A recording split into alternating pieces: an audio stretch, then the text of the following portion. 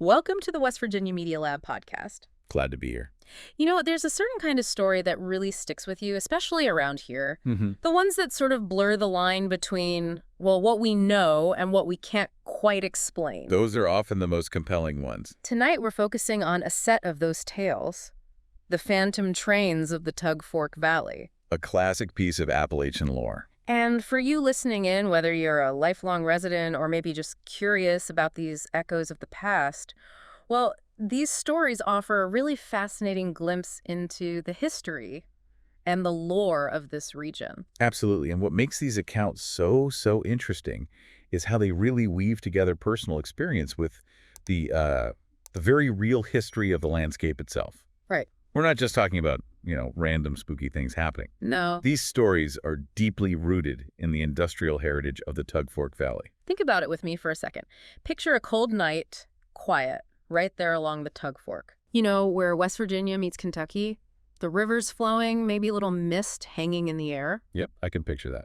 Now imagine hearing this low whistle, almost like a moan, kind of growing steadily louder. Uh-huh. And then you hear the distinct clicking of heavy metal wheels.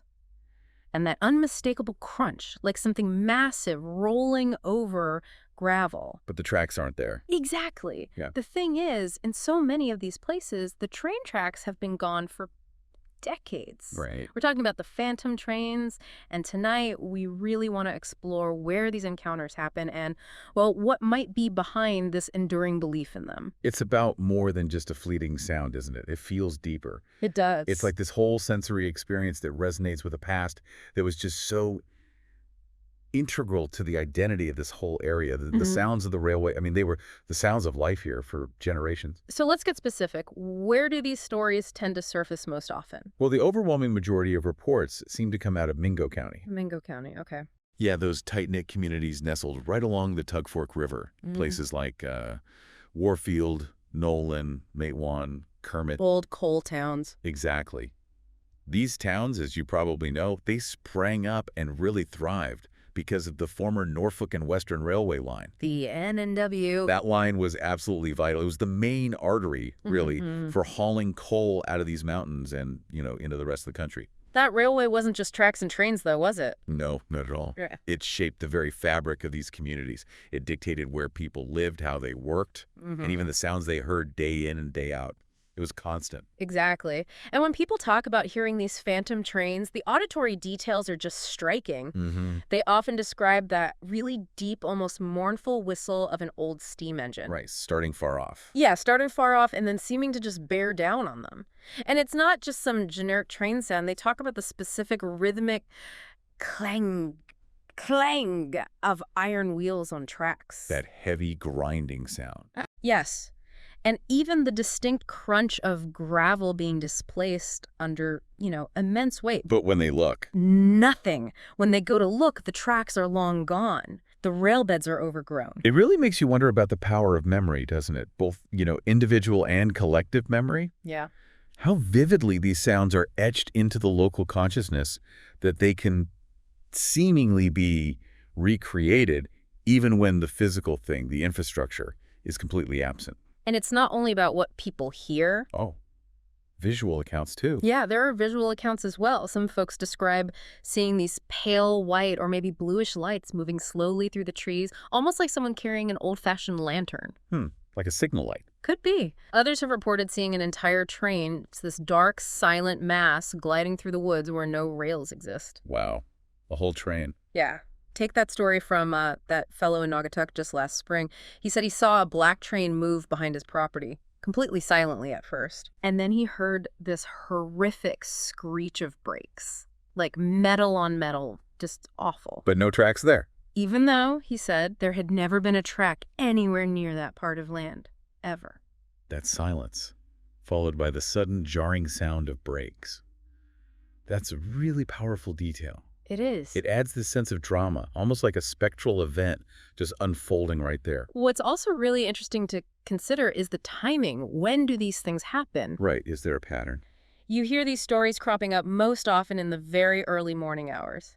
typically between, say, 3:00 and 4 a.m. 3 to 4 a.m. Okay. Now, if you think back to the days when the coal trains were running full steam, that was precisely the time when many of them would have been rumbling through the valley, heading to or maybe from the tipples, which often operated around the clock. That alignment and timing is, well, it's quite suggestive, isn't it? It really is. It's almost as if the valley itself somehow retains a memory of that old schedule, that former rhythm of life. Could these experiences be a kind of echo?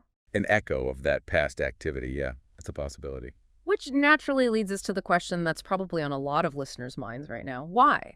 Why do people believe these things are happening? What's the human element fueling these stories, generation after generation? Well, one very prevalent theory, and it's a deeply human one, is that these phantom trains are somehow connected to the spirits of the miners. The miners who died. Exactly. The miners who lost their lives in the numerous tragic accidents that have really marked this region's history. Maybe they're forever trying to find their way back home. It's a powerful image, and it connects these, well, unsettling experiences with the very real losses that these communities have endured over the years. Absolutely. The dangers of mining and railroading, too, they were constant.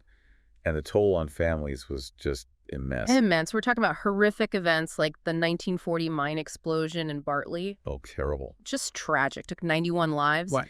And then the devastating Buffalo Creek flood in 1972.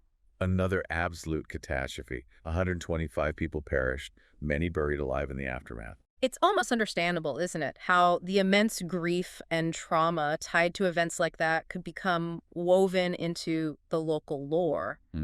With these spectral trains perhaps representing the unresolved journeys or maybe the lingering presence of those lost souls. And these weren't just statistics in a newspaper. These were neighbors, family members, people who were integral parts of the community. That's right.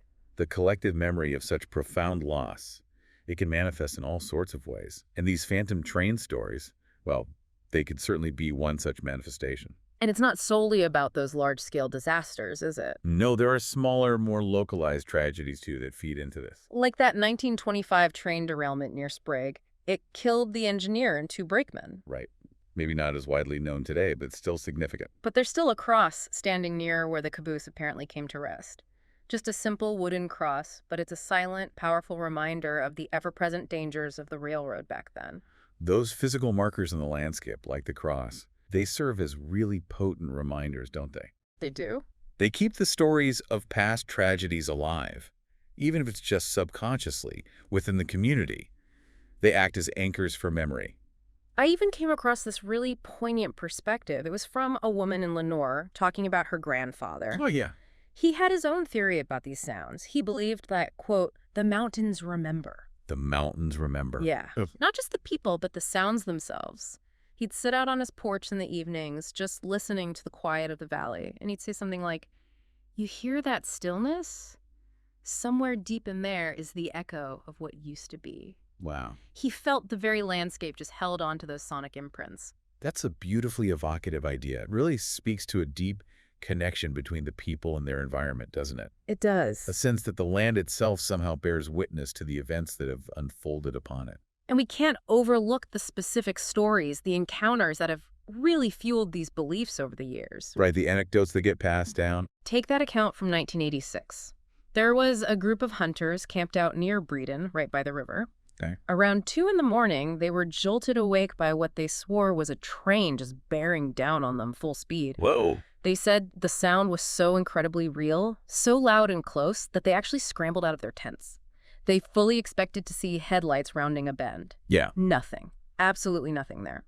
One of the hunters even claimed he felt a distinct vibration in the ground beneath him. Feeling the ground shake. That physical sensation reported by the hunter is particularly compelling, isn't it? It really is. It suggests something perhaps beyond just an auditory illusion, maybe a perceived tangible presence. Then you have that experience in 2002, a security guard working in an old strip mine site near Rawl. Okay, what happened there? He reported seeing what he believed was a headlamp moving through the trees late one night. Like a train's headlamp. That's what he thought. Yeah. Thinking it was trespassers, maybe stealing equipment or something, he called for backup. Makes sense. But by the time other security personnel arrived on the scene, the light had completely vanished. They searched the area thoroughly, found no evidence of anyone being there, no footprints, no vehicle tracks, nothing. What? Only some crushed brush.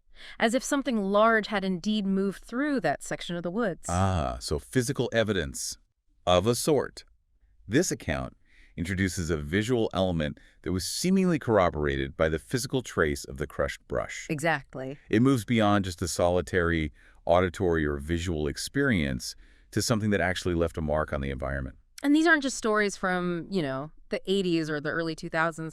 People report similar encounters even now. Still happening today. Seems so. In 2021, a teenager from Delbarton posted online, I think it was on Reddit or somewhere, about hearing very distinct metal-on-metal sounds near the old rail bed behind his house late one night. Okay. He initially assumed someone was maybe scavenging for scrap metal, Yeah, that's plausible. But when he went to investigate, he said he saw a shadow, unmistakably shaped like a rail car, just gliding silently through the trees. Silent like the Naugatuck story. A shadow shape. Yeah. The fact that these stories continue to emerge in the present day, even with younger generations, and through modern channels like the internet, it really underscores the enduring nature of this phenomenon in the local imagination. It really drives home that point about the landscape holding memory, doesn't it? It does. During the heyday of coal mining, the train wasn't just a means of transport in the Tug Fork Valley. It was everything. It was the lifeblood. Absolutely. It brought the work. It hauled away the coal that powered the nation. Right, and the rhythm of its passage, the whistles, the rumbling, it essentially dictated the daily lives of the people who lived here. The train's presence was just so ubiquitous, so integral to the daily sensory experience of living in the valley, that its sounds, and maybe even its vibrations, became deeply ingrained in the local consciousness. Exactly. You knew the time by the train schedule. You could feel the ground tremble slightly in your own home as it rumbled past. That constant presence, that ingrained rhythm. Like the grandfather said. Yeah, like that woman's grandfather said, maybe it became a fundamental part of the valley's identity. And perhaps, as some people speculate, there's some form of, residual energy. Residual energy. That's a common term in these kinds of discussions. It is, like a pattern imprinted on a place by events of great intensity or just sheer repetition. Something that continues to manifest in ways we don't fully comprehend. It's a fascinating concept, if difficult to prove scientifically. Oh, absolutely. Yeah. But you consider the sheer volume and regularity of those train movements over so many decades. It's something to think about. Whether we call it residual energy or something else entirely, there's undoubtedly this feeling for many people that the valley isn't entirely empty of its past. Yeah, that's a good way to put it.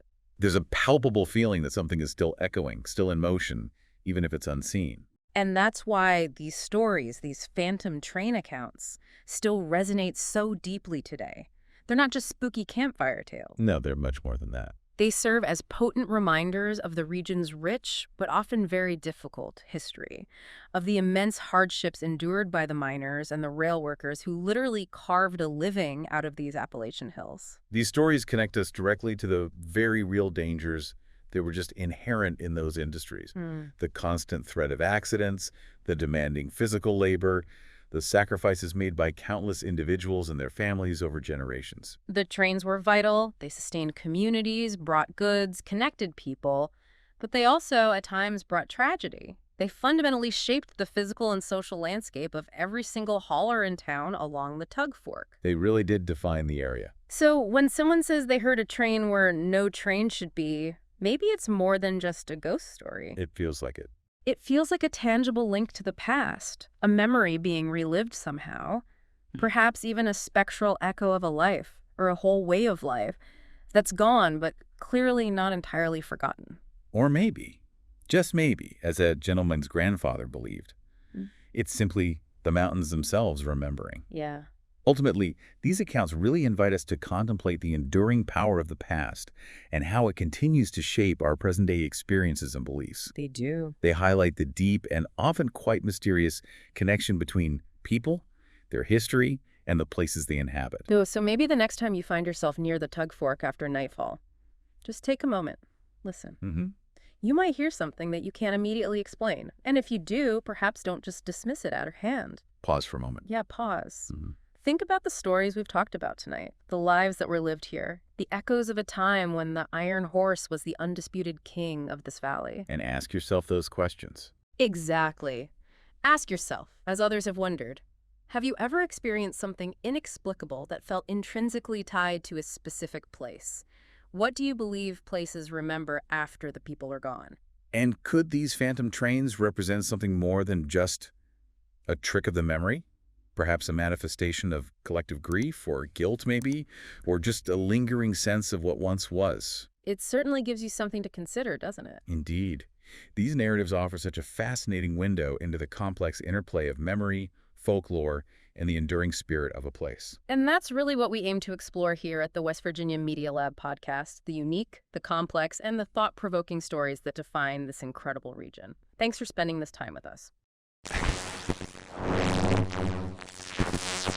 Thanks for listening to today's podcast. The West Virginia Media Lab is all about celebrating our state and its people, businesses, stories, news, and folklore. If you love West Virginia like we do, be sure to comment below, then subscribe, like, and hit the notification bell to stay connected. Until next time, stay wild, wonderful, West Virginia.